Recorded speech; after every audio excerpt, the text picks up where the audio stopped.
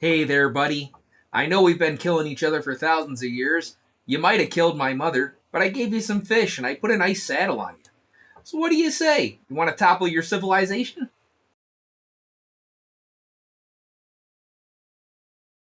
That's the spirit. Now let's go murder your god. Welcome back to another episode of Just the Tip, where today I'm going to be giving you the tip on How to Train Your Dragon 2025 live action. Did we need a live action remake of a film that's only 15 years old? Probably not, but they did it anyway. If you enjoy the 2010 How to Train Your Dragon animated feature, you're probably going to enjoy this just fine. It's virtually the same movie. Now that being said, yeah, I got thoughts. Okay, so first off, I was going to save this for the podcast where we do our maybe spicier takes on these sort of things. But I gotta say, I think the casting choice here was pretty obvious and egregious. If you're going to faithfully visually recreate the cast, which includes casting Gerard Butler, who voiced Stoic in the first movie and who looks every bit the part, I can't help but find it just weird and egregious that we once again cannot cast the white girl in Hollywood. And you know what? Before you come at me in the comments, which you're totally free to, I think Nico Parker did an incredible job in this role. I have nothing against her performance, and I would love to see her get a bigger chance in probably a better movie. But that being said, this is just another in a 10-year-long line of Hollywood's refusal to cast young white girls in roles that were traditionally young white girls. Astrid is a Viking. She is a blonde-haired, blue-eyed Viking woman. Okay?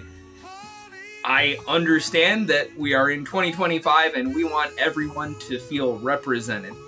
But you literally casted the rest of the cast exactly what they look like in the animated film, but you could not put a little white girl with blonde hair and blue eyes in Astrid's role. I don't know. Maybe this is Hollywood, and Hollywood is what it is in 2025. But I personally felt like this was a really odd and obvious choice. Alright, so that's part one of my cultural problems with this movie aside. Problem number two. Now, this problem is also present in the animated 2010 How to Train Your Dragon. Personally, I can't shut my brain off when I watch a movie. It sucks. It makes some of what I do a little bit difficult sometimes, but I can't just sit there and ignore what is really a bad lesson to be teaching children in a movie. What this movie boils down to for me is, oh wow, we've got what we are portraying as maybe an uncivilized group and our slightly more civilized group, and they're killing each other for thousands of years. Maybe this sounds familiar. And one day we just figured out that we could use this lesser group for our own means, right? So we domesticate them, overthrow their own civilization, and then use them for our own benefit. I don't know. Maybe I'm completely reading this wrong, but that's what it seems like they do with the dragons, and that's how this story reads to me, and it's not something that I would recommend bringing your children and trying to have them learn a lesson from. And yeah, you know what? I know people love these movies. I know that the target audience for this is children who probably aren't thinking about these sort of things, obviously, when they are watching a movie. But like I said, I can't turn my brain off, and so this bothered me. But outside of my personal problems with this movie, How to Train Your Dragon is entertaining. The visual effects are stunning. As I said before, I think Nico Parker does a fantastic job as Astrid. I think Gerard Butler is essentially the Stoic, and Nick Frost does an excellent job as well here. I will say, I think that while Mason Thames looks exactly like Hiccup, his 1,000-yard stare at times was almost unnerving to me, and I'm not sure that I'm eager for more Mason Thames in major Hollywood roles.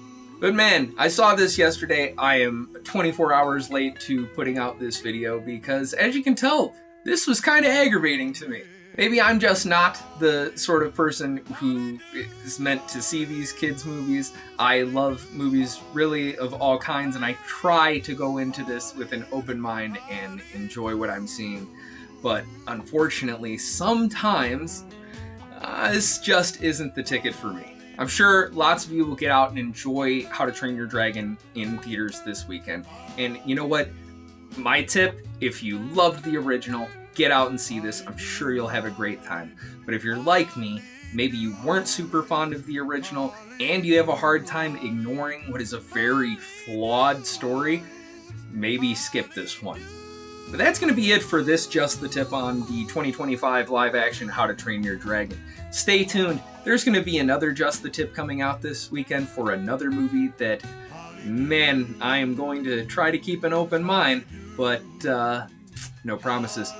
Thank you all for tuning in. I hope I didn't offend literally everyone that watches this, but if I did, well, let me know in the comments. I'd love to hear what you all have to think. That's it for this episode. I'll see you guys in the next one. Take care.